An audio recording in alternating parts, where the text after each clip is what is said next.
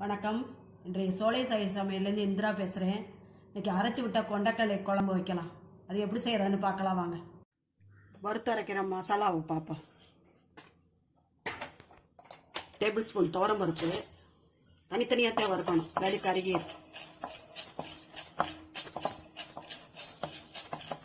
இந்த அளவு வறுத்தா போதும். பிளேட்டில் கொட்டிடலாம்.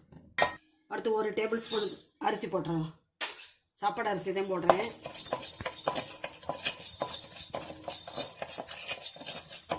இதிலே 2 பட்டை 3 கிராம்பு போட்டுடலாம்.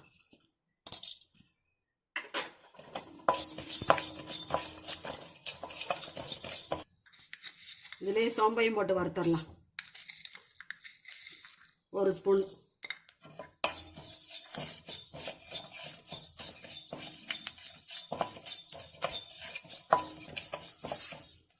இதிலே இந்த துவரம் பருப்பையும் கொட்டிடலாம். தேங்காய் 2 ஸ்பூன் போட்டுடலாம்.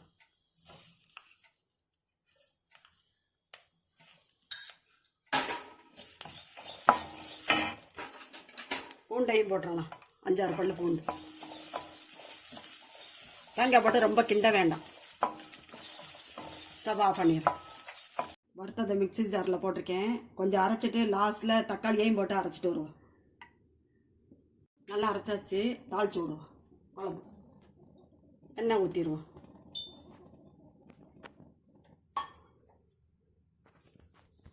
ஒரு மிளகாய் போட்டுருவோம்.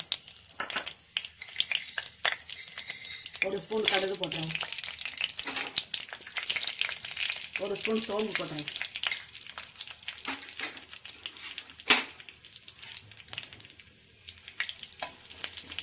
பெருங்காயத்தை போட்டுருவோம். கருவேப்பிலையும் போட்டு கருவேப்பிலை போட்டாச்சு. வெங்காயத்தையும் போட்டுருவோம்.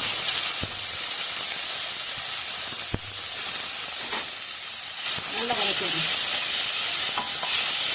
கொண்டக்கடலை ஊற வச்சு வேக வச்சு வச்சுருக்கேன் பாருங்க. அதை குழம்புல போட்டுருவோம். வெங்காய பதத்தினால ஊற்றிடுவோம்.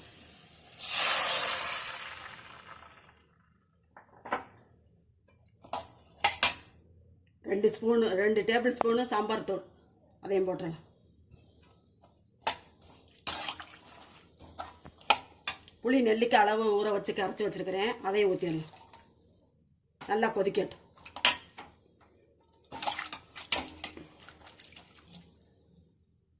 நல்லா கொதிக்குது.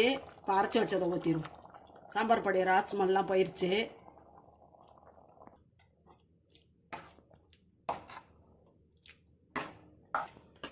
நல்லா கொதிக்கட்டும். 100 கிராம் கொண்டக்கடலைக்கு நான் போட்ட அளவு கரெக்டாக இருக்கும்.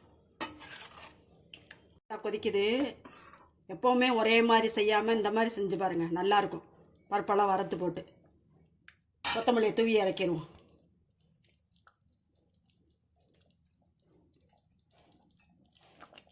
ஸ்டவ் ஆஃப் பண்ணிடுவோம். இந்த குழம்பு எப்படி இருக்குன்னு நீங்களும் செஞ்சு பாருங்கள். செஞ்சு பார்த்துட்டு கமெண்ட்ஸில் சொல்லுங்கள். பிடிச்சிருந்தா சோலை சாய் சமையலுக்கு சப்ஸ்கிரைப் பண்ணுங்கள். நன்றி, வணக்கம். நாளைய வீடியோவில் பார்க்கலாம்.